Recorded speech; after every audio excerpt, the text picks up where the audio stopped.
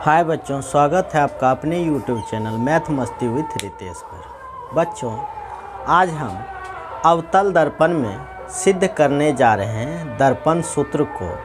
दर्पण सूत्र होता है 1/v + 1/u = 1/f। इसी चीज़ को आज हम सिद्ध करने जा रहे हैं। तो इसके लिए हम बनाते हैं एक गोलीय दर्पण।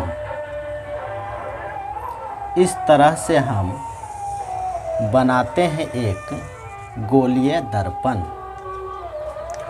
अब इस गोलीय दर्पण को अगर हम बीच से काट दें, बीचों बीच, तो इसमें से दो टुकड़ा में एक टुकड़ा बन जाता है उत्तल दर्पण और एक टुकड़ा बन जाता है अवतल दर्पण।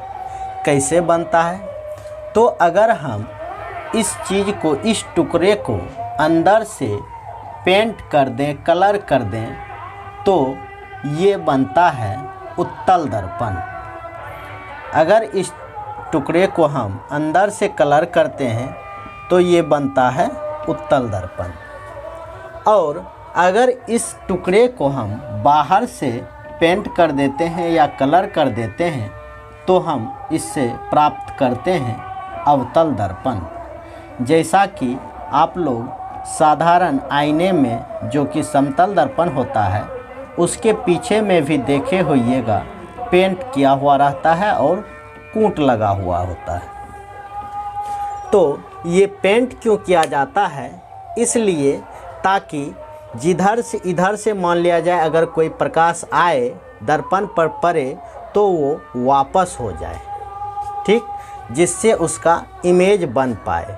अगर इधर से कलर नहीं करें या इसमें कलर नहीं करें तो क्या होगा, ये प्रकाश की कोई भी किरण आर पार हो जाएगी और इमेज नहीं बन पाएगा। तो ये रहा एक गोलीय दर्पण जिसको बीचों बीच काटने से एक बना उत्तल दर्पण और एक बना अवतल दर्पण। तो हमें मतलब है अवतल दर्पण से, उत्तल दर्पण से कोई मतलब है नहीं। और इसके बीचों बीच होता है एक प्रधान अक्ष। ये रहा प्रधान अक्ष या मुख्य अक्ष भी कहते हैं। यहाँ पे इसके बीचों बीच होता है इसका सेंटर, केंद्र, जिसे वक्रता केंद्र भी कहते हैं, यानी C।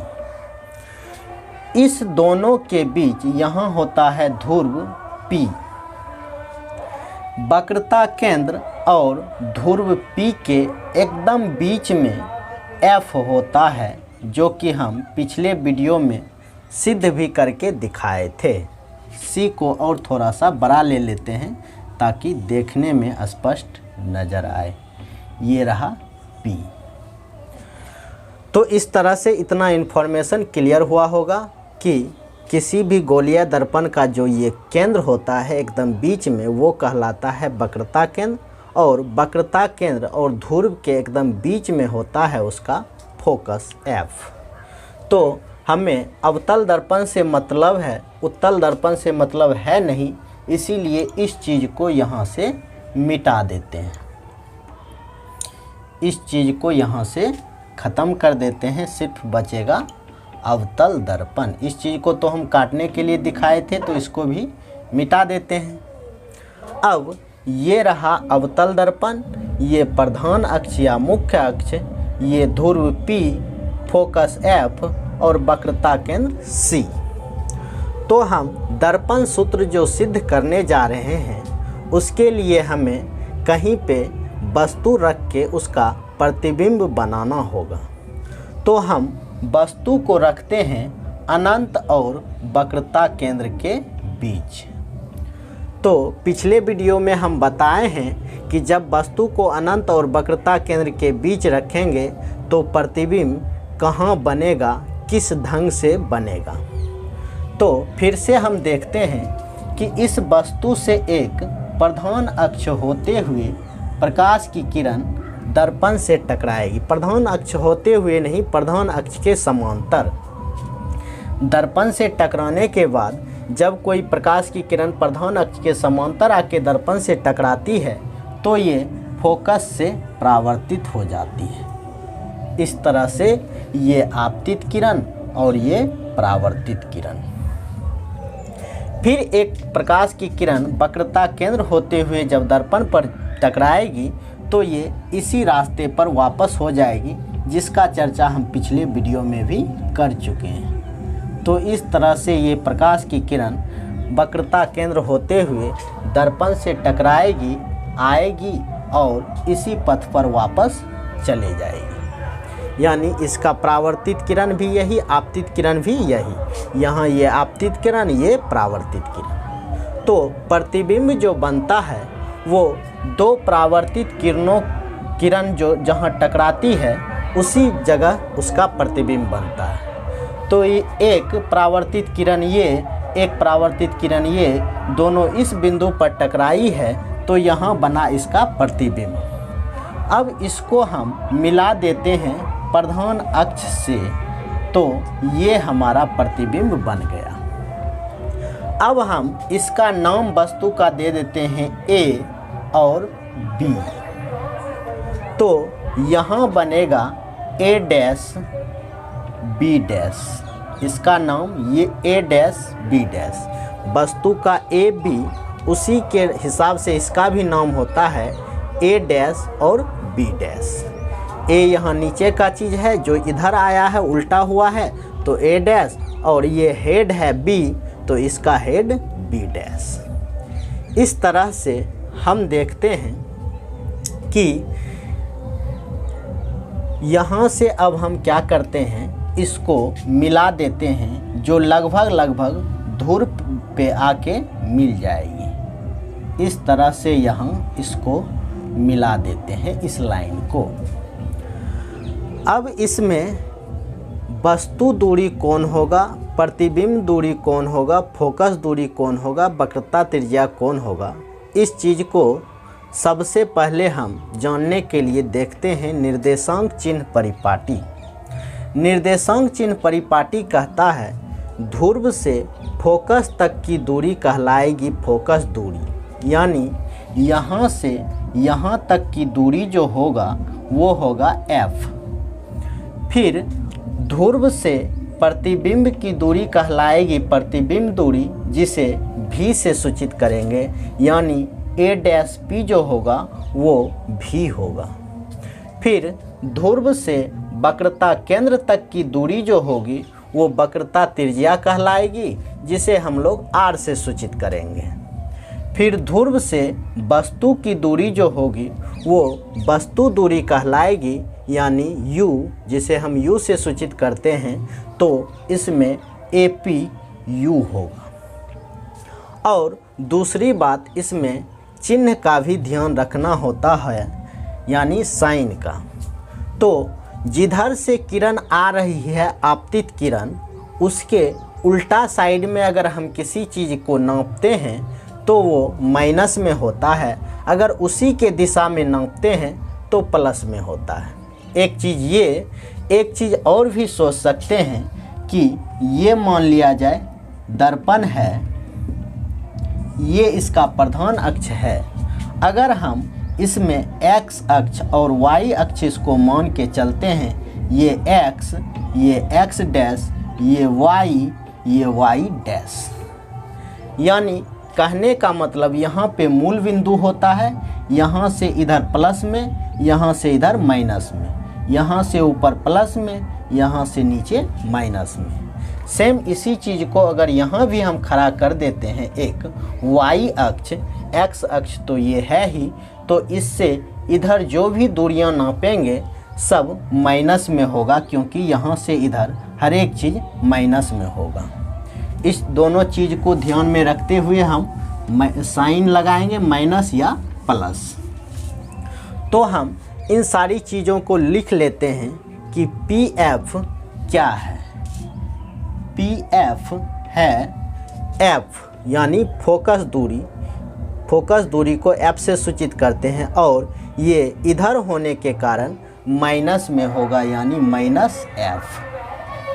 फिर ध्रुव से ये प्रतिबिंब रहा ध्रुव से प्रतिबिंब की दूरी कहलाती है भी, ये भी माइनस में, यानी a डैश p बराबर माइनस भी। फिर ध्रुव से वक्रता केंद्र तक की दूरी वक्रता त्रिज्या कहलाती है, जिसे r से सूचित करते हैं, यानी cp बराबर माइनस r।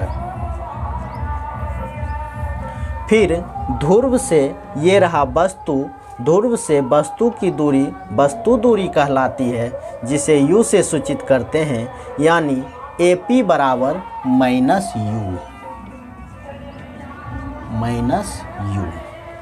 चूँकि ये सारी चीज़ें इससे इधर है, इसीलिए ये सारी चीज़ें माइनस में होगी।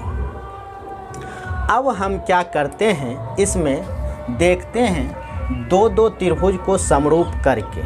ठीक, तो दो दो त्रिभुज कौन सा लेना है, तो उसके लिए देखना है कि इस त्रिभुज और इस त्रिभुज का मुंह मिला हुआ है, तो इस दोनों त्रिभुज में चलेंगे, यानी ये वाला त्रिभुज और एक ये वाला त्रिभुज। इस दोनों त्रिभुज से चलने पर हमें ये दोनों त्रिभुज समरूप प्राप्त होंगे। किस तरह से समरूप होंगे, तो दो त्रिभुज समरूप होने के नियम हैं कि अगर दोनों त्रिभुज का दो कोण बराबर हो जाए तो त्रिभुज समरूप हो जाएंगे। तो इसमें देखते हैं कि ये कोण और ये कोण दोनों शीर्षाभिमुख कोण हैं जो आपस में बराबर होंगे। फिर यहाँ का कोण 90 डिग्री पर है और यहाँ का कोण भी 90 डिग्री पर है, तो दोनों कोण बराबर होंगे। इस तरह से त्रिभुज ये यानी ABC और त्रिभुज CA डैश B डैश दोनों समरूप हो जाएगा।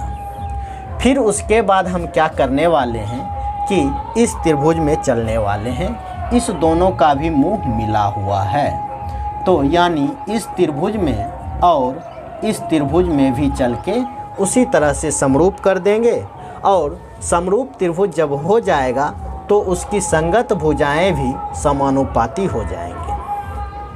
तो हम लिखते हैं त्रिभुज ABC तथा त्रिभुज A dash B dash C में, A dash B dash C में। तो इस दोनों त्रिभुज में देखते हैं कि ये कोण और ये कोण बराबर है। इस कोण का नाम लिखेंगे हम कोण ACB, कोण ACB बराबर, इस कोण का नाम लिखेंगे कोण A dash C B dash, कोण A dash C B dash. फिर इस दोनों कोण को लिखेंगे बराबर में, क्योंकि ये दोनों कोण भी 90-90 है, दोनों बराबर होगा।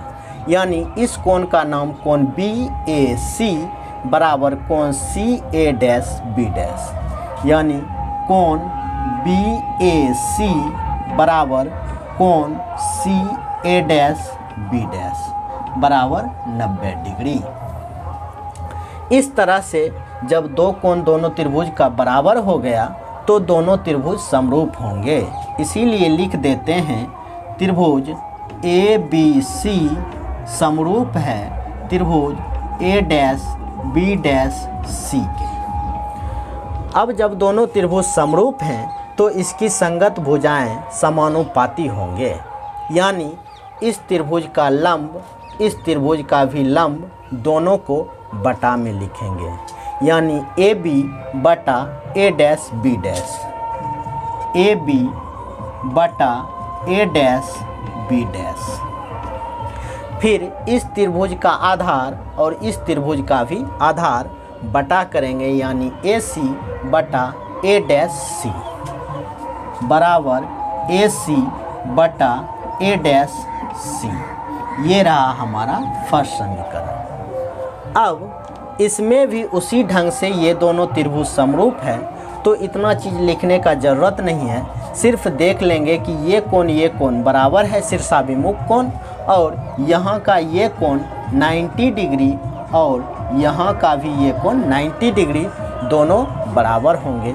इसीलिए ये दोनों त्रिभुज भी समरूप हो जाएगा। तो पहले यहाँ इसका नाम नहीं लिखे थे, दर्पण का नाम लिख देते हैं MN, यहाँ पे दे देते हैं Q।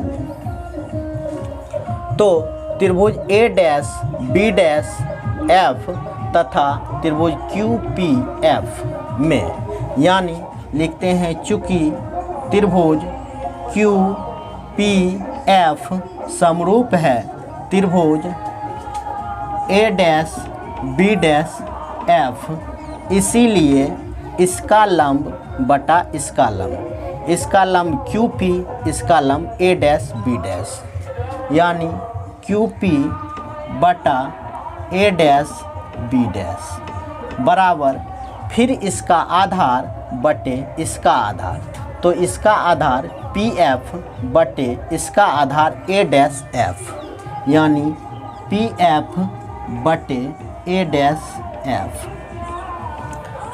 अब हम देखते हैं AB की लंबाई जितनी है लगभग उतनी ही लंबाई QP की है, क्योंकि ये दोनों समांतर रेखाएं हैं। इसके बीच का ये जो दूरी है, जितना दूरी यहाँ होगा उतनी ही दूरी यहाँ भी होगी, क्योंकि दो समांतर रेखाओं के बीच हर एक जगह की दूरियाँ समान होती है।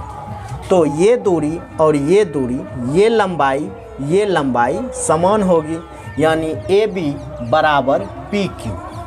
तो QP के जगह पे हम AB लिख सकते हैं। तो QP के जगह पे लिखते हैं AB बटा A डैश B डैश बराबर PF बटे A डैश F।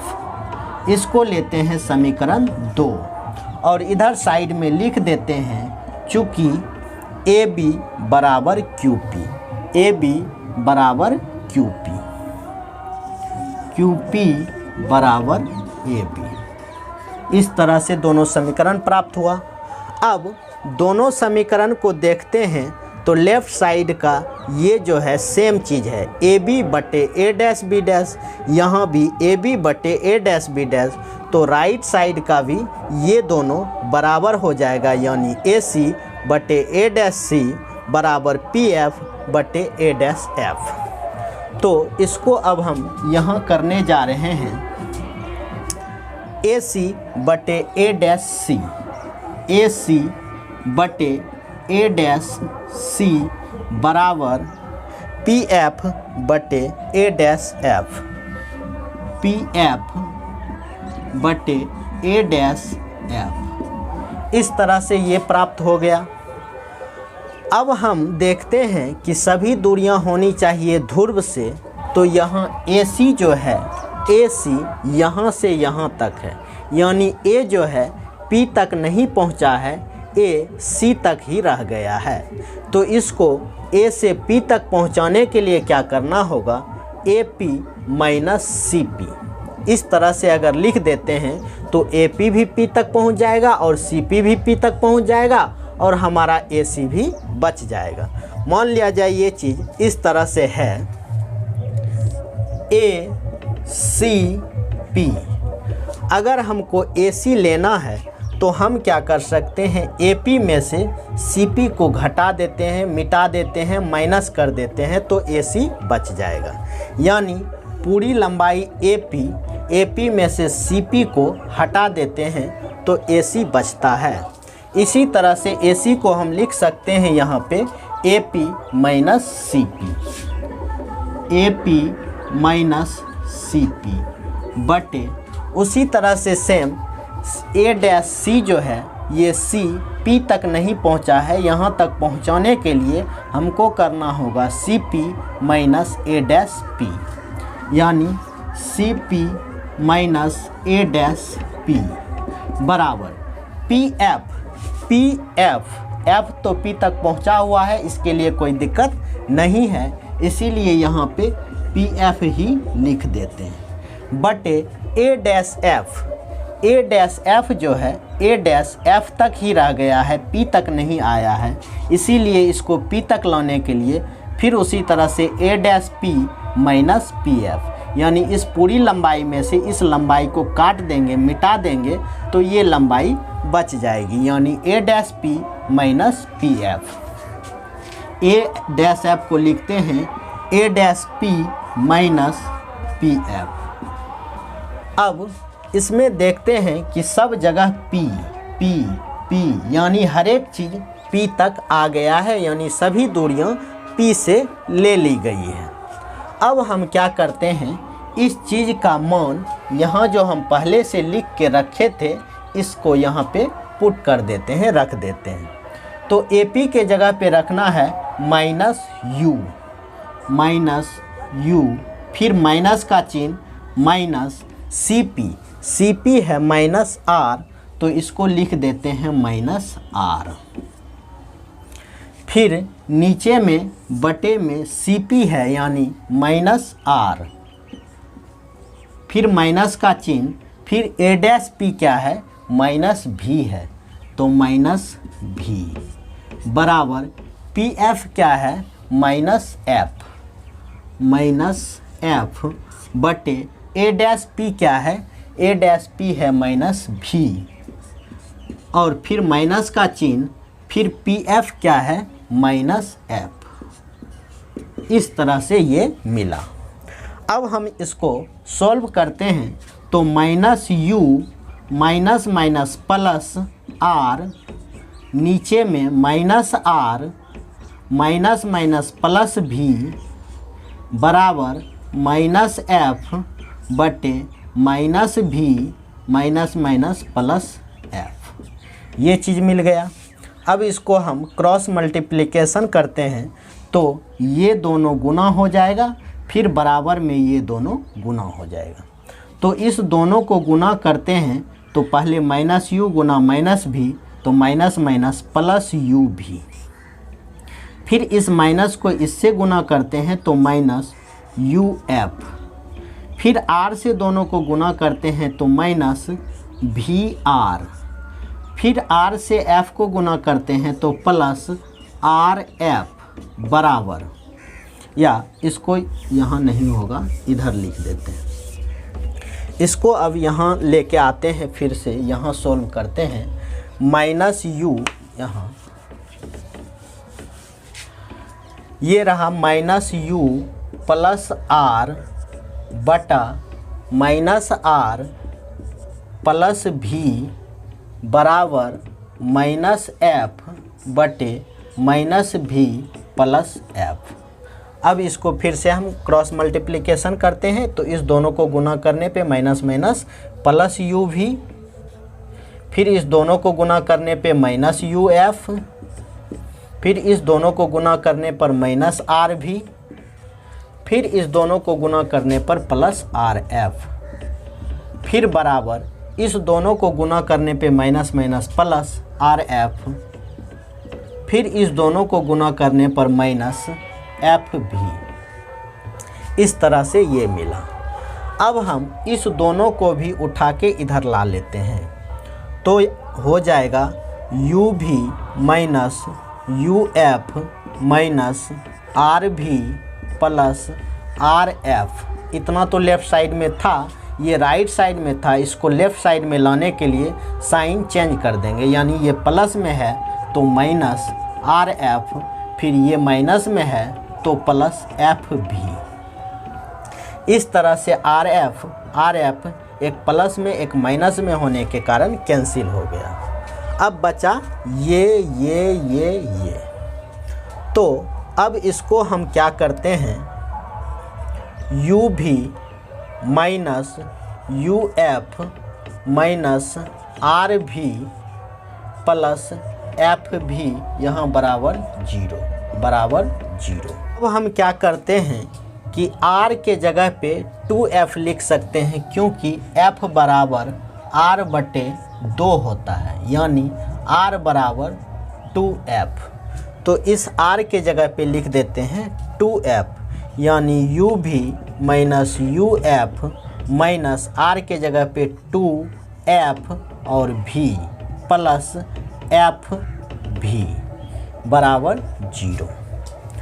अब 2fv में से एक fv घट के माइनस fv बच जाएगा, यानी uv माइनस uf माइनस ये fv बराबर 0। अब हम क्या करते हैं कि uv f से सब में भाग दे देते हैं यानी बटे कर देते हैं, यानी यू भी बटा यू भी एफ माइनस यू एफ बटा यू भी एफ माइनस एफ भी बटा यू भी एफ बराबर 0। यहाँ से यू भी cancel, U F cancel, F भी कैंसिल, बच गया ऊपर एक सब जगह बचा है, यानी 1/f minus 1/v minus 1/u बराबर 0। इधर तो u भी एफ बटा करेंगे तो 0 ही आएगा। तो अब इस दोनों को हम लेके चले जाते हैं उधर, यानी 1/f बराबर 1/v प्लस 1/u प्रूव्ड। दर्पण सूत्र यही है, 1/f बराबर 1/v प्लस 1/u। यही 10th के बोर्ड एग्जाम में पूछा जाता है कि अवतल दर्पण या उत्तल दर्पण में सिद्ध करके दिखाएं कि 1/v प्लस 1/u बराबर 1/f होता है। या ऐसे भी क्वेश्चन आता है कि अवतल दर्पण में या उत्तल दर्पण में दर्पण सूत्र को सिद्ध करके दिखाएं। तो बच्चों ये वीडियो अच्छे से देख के जाना ताकि 10th के बोर्ड एग्ज़ाम में सही से इसको करके आएँ। अगर ये वीडियो पसंद आया तो हमारे चैनल को सब्सक्राइब करना और वीडियो को लाइक और शेयर करना। Thank you.